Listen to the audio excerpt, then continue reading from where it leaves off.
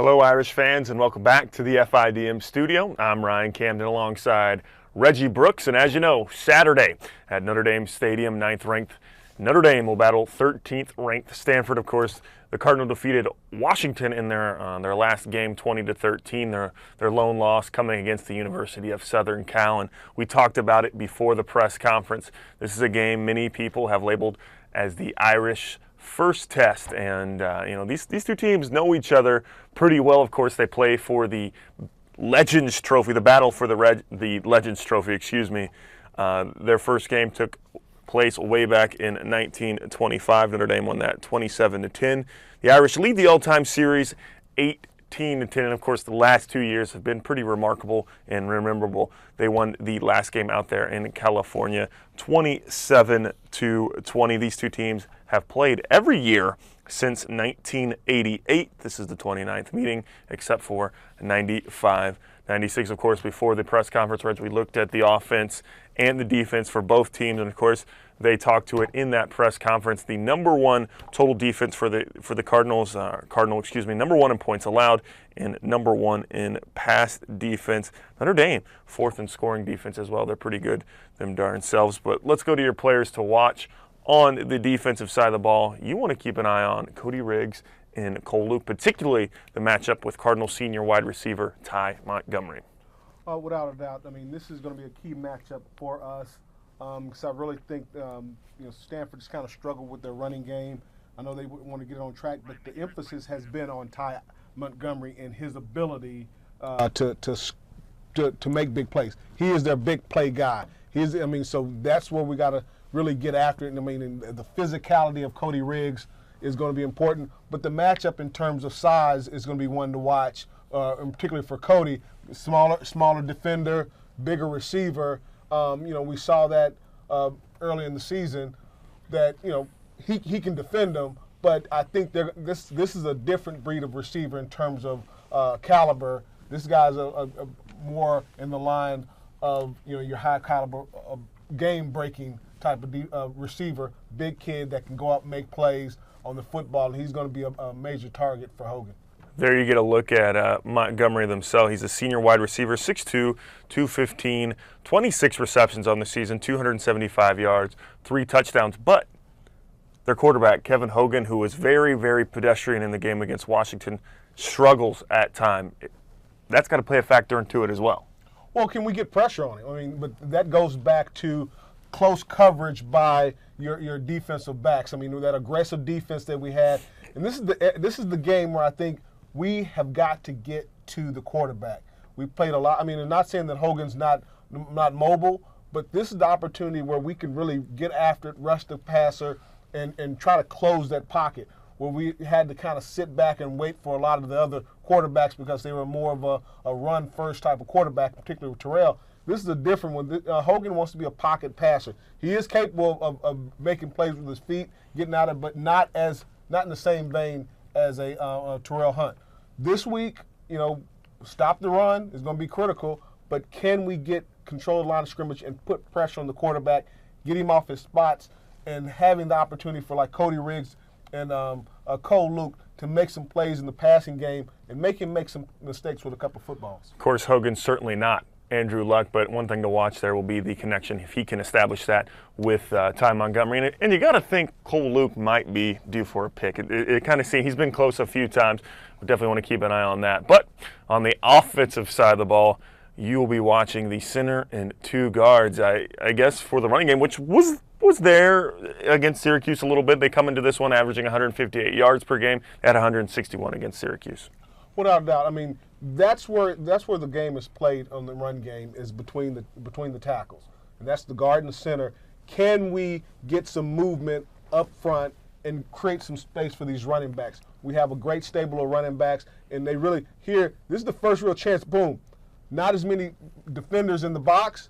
Can we get pushed? Can we get movement? Ronnie Stanley doing a good job of just pushing the guy through, getting pushed, getting movement, and that starts with the center and the guards getting pushed on those 1 and 3 techniques, the zero technique, getting those defensive tackles, getting pushed.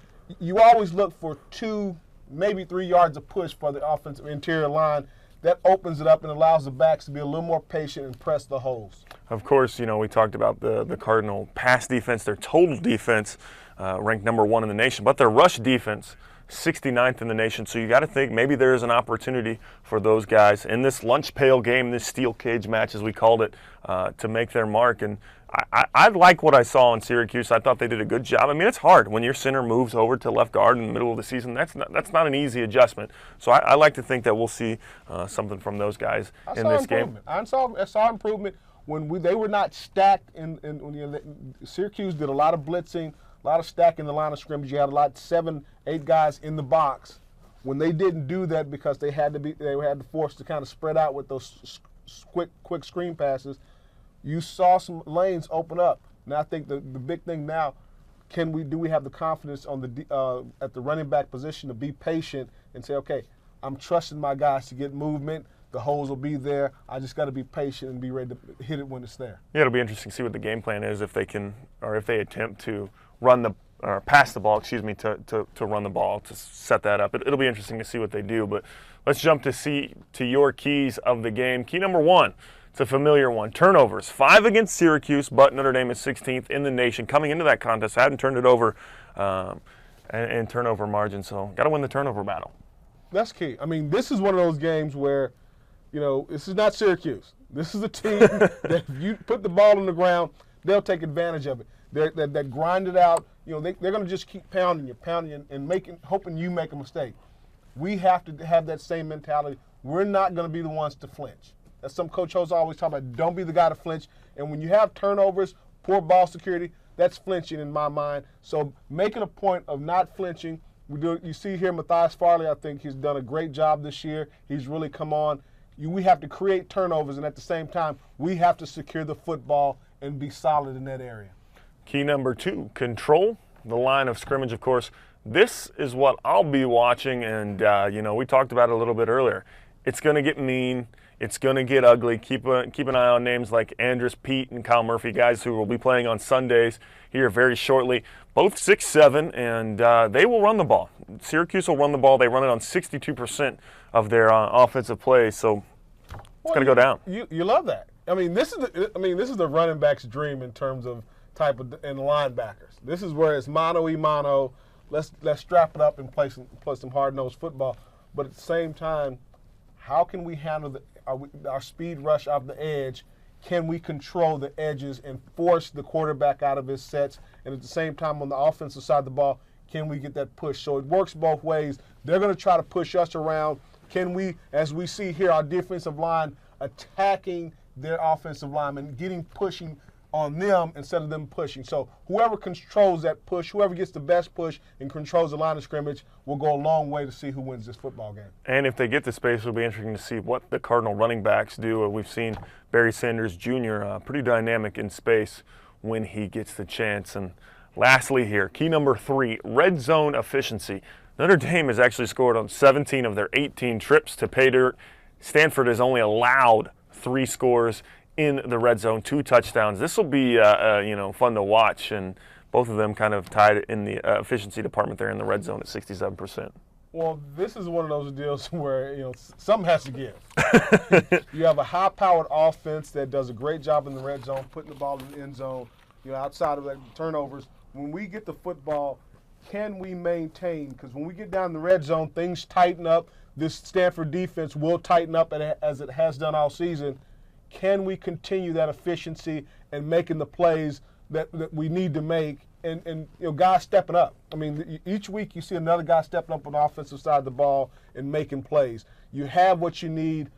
Can we execute against this strong and physical and aggressive Stanford defense? When I think of football and I think of great teams, I think of teams that are able to score in goal-to-go situations. That's what takes a team from being good to being great. And so far, Notre Dame has done that. And like I said, 17 of their 18 trips have resulted in scores. And, of course, wrapping this one up, a lot of great content coming up this week on Watch ND. Thursday, the Brian Kelly radio show is back. And, of course, tonight, Watch ND will be the host of a great soccer matchup as Notre Dame takes on VCU. But Following that on Thursday night, it's a great one that I know I'll be watching. My favorite game that I've attended in my 3 years here at Notre Dame, the 2012 Stanford game, as the Thursday Night Classic presented by TireRack.com. And then on Saturday, before the game, if you're not going to be here, tune on to NBC Sports Network at 2 p.m. Onward Notre Dame. That will be profiling the Irish as they made the trip down to Indy, defeating Purdue in the annual Shamrock Series game. It's going to be awesome. So that'll do it for this week's show.